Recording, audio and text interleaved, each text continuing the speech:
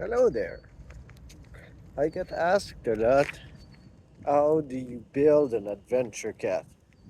So I decided that today I was going to talk a little few tips about how you get your cat to become a shoulder cat, an adventure cat that you can take anywhere and he's not really phased by it.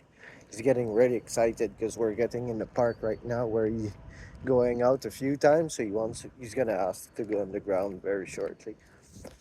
But how do you get an adventure cat? It's very easy.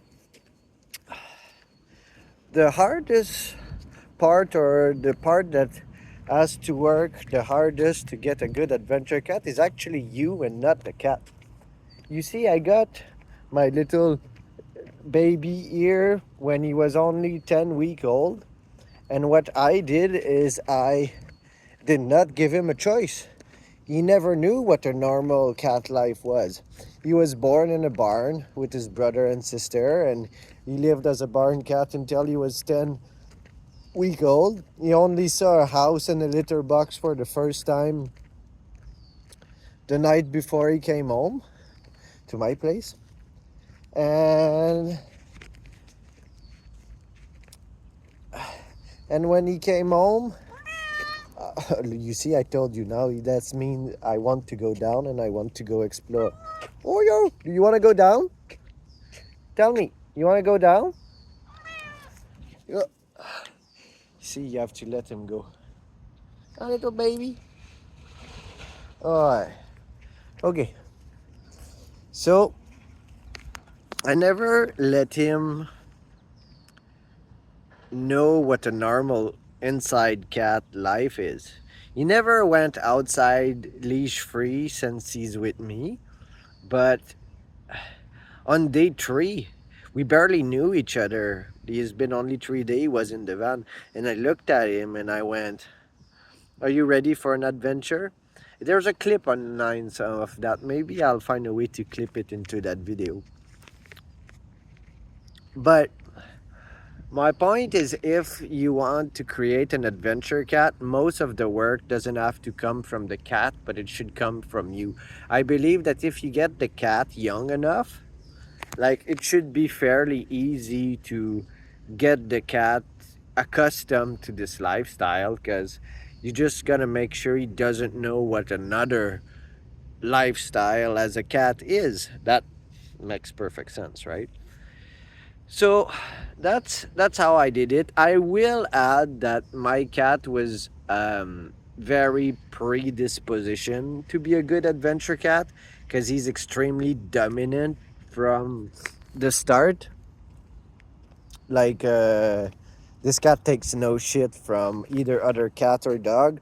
I'm actually a little bit ashamed of how dominant he is, because if I bring him to friends' place and stuff and they have an animal, there's very good chance that my cat will um, start to dominate the resident of the house.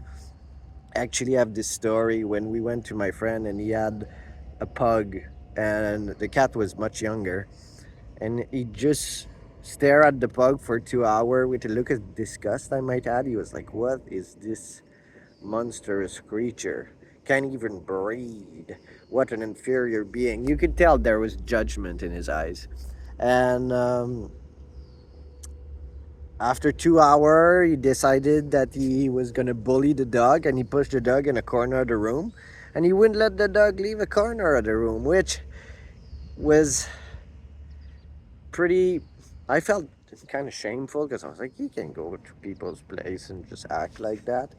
So that's funny. And I say, it's like, I don't like it, but at the same time, it's a good predisposition to be fearless, considering the lifestyle I bring him into. So I'm kind of happy about that in a way.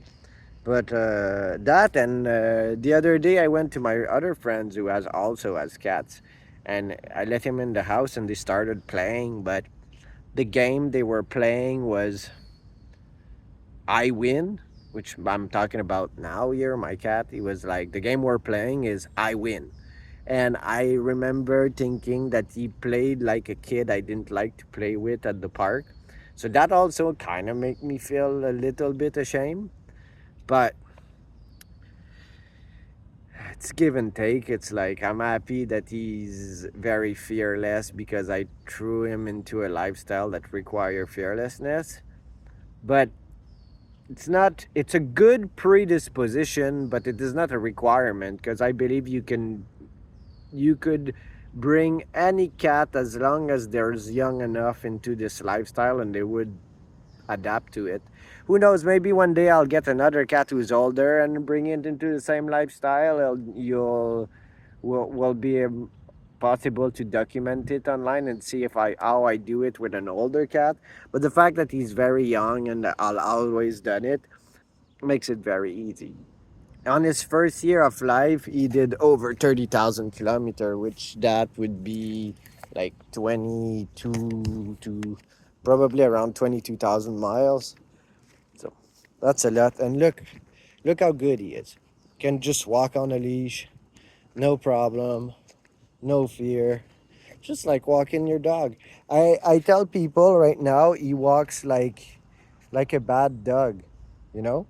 Because, like, not all dogs are good at walking. And my cat is better than a shitty dog. But a good dog on a leash is still better than him for now.